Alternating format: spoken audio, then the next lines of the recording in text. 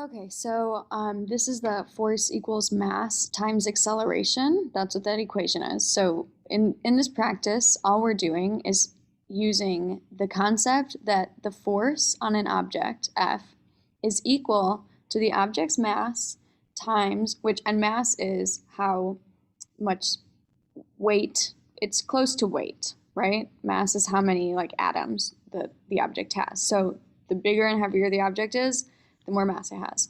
So force is equal to the object's mass times how fast it's increasing its speed. That's what acceleration is. Okay, how fast its speed is changing. So for example, if I want to take a heavy object like a bowling ball and I want to move it very quickly down the alley, I have to apply a lot of force. So if my mass is big times a big acceleration, that's going to equal an even bigger force. Okay?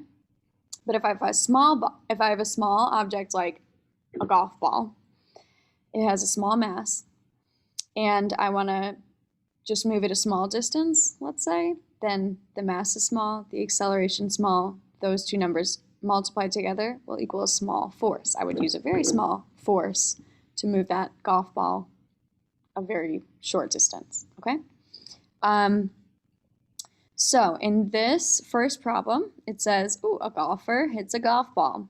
It has a mass of 0.5 kilograms, okay? So that is the mass. And you know this because, well, if you read the sentence, it tells you that's the mass.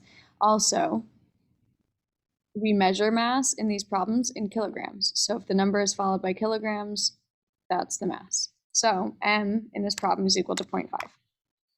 The ball accelerates 50 meters per second squared. That's the unit for acceleration. Don't worry about the squared. That's just part of the unit, not the number. So the ball accelerates. That's the acceleration. A, 50. How much force was applied to the ball? So very simple. You can use a calculator. 0.5 times 50 is going to be your force. And if you do that math, you're going to find that the force is equal to 25. Okay? And I think for this quiz, you are not expected to use units. You don't have to put anything after the number, just the number itself, okay?